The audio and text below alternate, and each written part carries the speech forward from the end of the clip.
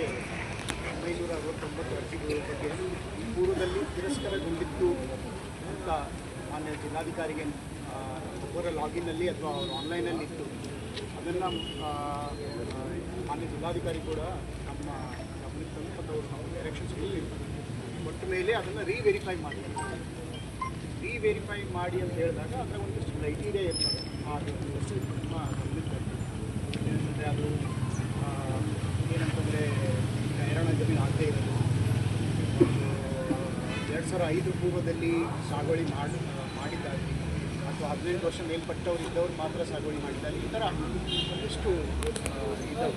ಅದರ ನಂತರ ನಾವು ಆ ಎಲ್ಲ ಅರ್ಜಿಗಳನ್ನು ಕೂಲಂಕುಷವಾಗಿ ವೆರಿಫೈ ಮಾಡಿದ್ವಿ.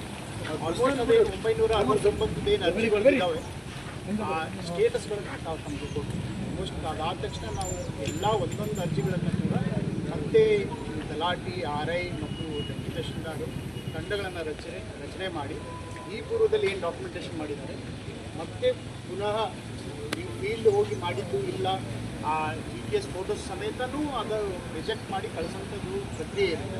ಅದು ಪುನರ ಪರಿಶೀಲನೆ ಮಾಡಿದ್ವಿ. ಸೊ ಆ ಪುನರ ಪರಿಶೀಲನೆ ಮಾಡಿ ಕಂಪ್ಲೀಟ್ ವರದಿ ನಮ್ಮ ಗಮನಕ್ಕೆ. ಸೊ ಅದು ಆಲ್ಮೋಸ್ಟ್ ಪ್ರಕ್ರಿಯೆ ಮುಗಿದಿದೆ.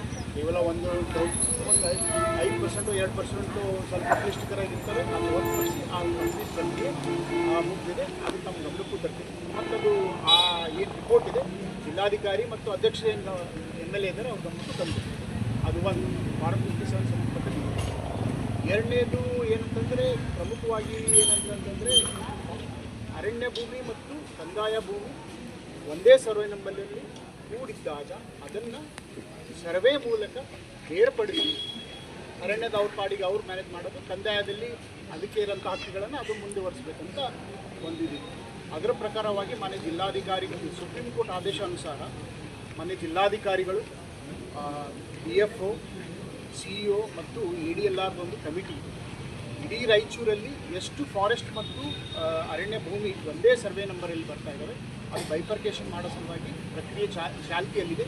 ಅದು ಯಾವ ಹಂತದಲ್ಲಿ ಪ್ರೋಗ್ರೆಸ್ ಬಂದಿದೆ ನಾನು ನಿಮ್ಮ ಸ್ವಲ್ಪ ಅದು ಎಲ್ಲ ರಿಪೋರ್ಟ್ ತೊಗೊಂಡು ಕೇವಲ ಲಿಂಗಸೂರು ಸಂಬಂಧಪಟ್ಟಿದ್ದಂತಲ್ಲ ಇಡೀ ಜಿಲ್ಲೆಯದು ತಮ್ಮ ಗಮನಕ್ಕೆ ಬಂದಿದೆ. ನೆಕ್ಸ್ಟ್ ಅದಕ್ಕೆ ಸಂಬಂಧಪಟ್ಟಂಗೆ ಅದು ಪ್ರಮುಖವಾಗಿ ಸರ್ವೆ ನಂಬರ್ 35-41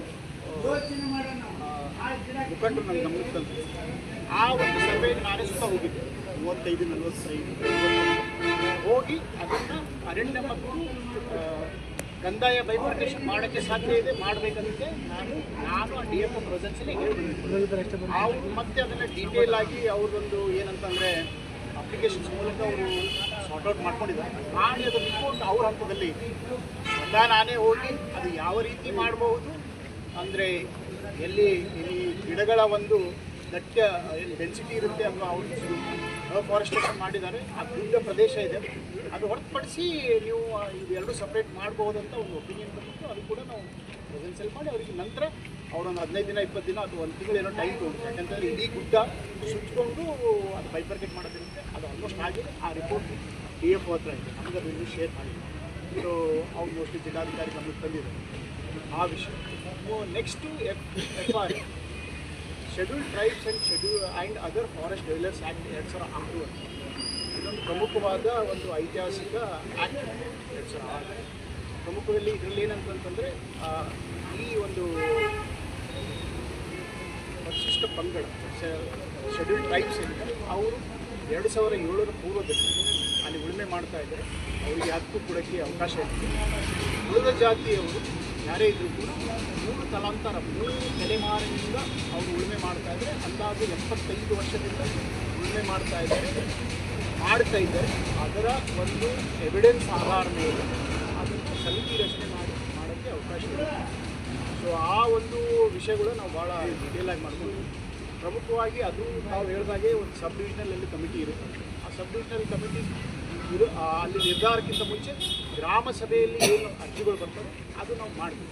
ನನ್ನ ಕಚೇರಿಗೆ ಯಾವುದೂ ಅರ್ಜಿ ಬಂದಿಲ್ಲ, ಜಸ್ಟ್ ನಾನು ಇಲ್ಲ ಸೊ ತಾವು ಹೇಳಿದಂಗೆ ಗ್ರಾಮ ಸಭೆ ಆಗಿಲ್ಲ. ಅದಕ್ಕೆ ಸಂಬಂಧಪಟ್ಟಂಗೆ ತಾವು ನನ್ನ ಗಮನಕ್ಕೆ ಬಂದ ತಕ್ಷಣ ST ಆಫೀಸರು ಮತ್ತು ಫಾರೆಸ್ಟ್ ಇಬ್ಬರಿಗೂ ನಾನು ಕರೆಸಿ ಹೇಳಿದ್ದೀನಿ.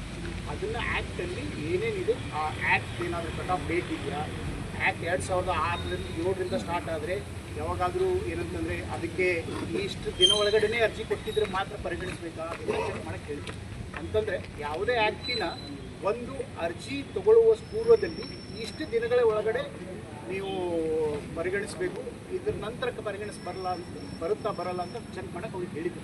ಆ್ಯಸ್ ಪರ್ ನಾನು ಸ್ವಲ್ಪ ಕನ್ಸಲ್ಟ್ ಮಾಡಿದಾಗ ಅದೇನು ಆ ಥರ ಕಟ್ ಆಫ್ ಡೇಟ್ ಇರಲಿಕ್ಕಿಲ್ಲ ಅಂತಲೇ ನನ್ನ ಗಮನಕ್ಕಿದೆ. ಸೊ ಅವ್ರು ಫಾರೆಸ್ಟ್ ಡಿಪಾರ್ಟ್ಮೆಂಟು ಮತ್ತು ಟ್ರೈಬಲ್ ವೆಲ್ಫೇರ್ ಡಿಪಾರ್ಟ್ಮೆಂಟ್ ಗಮನಕ್ಕೆ ತಂದಿದೆ. ಸೊ ಈಗ ಅದರದ್ದು ಪೂರ್ತಿ ಸ್ಟೇಟಸ್ ನನಗೆ ಏನು ಪ್ರೋಗ್ರೆಸ್ ಮಾಡಿದ್ದಾರೆ ಅವ್ರ ಮೂಲಕ ನಾನು ತಿಳ್ಕೋಬೇಕು. ಅದರ್ವೈಸ್ ಆಲ್ಸೋ ಆ ವಿಷಯದಲ್ಲಿ ಮತ್ತೆ 2 ಡಿಪಾರ್ಟ್ಮೆಂಟಿಗೆ ಕರೆಸಿ ಆ ವಿಷಯದಲ್ಲಿ ನಾವು ಏನು ಮಾಡಿದ್ದೀವಿ ಅಂತ ನಮಗೆ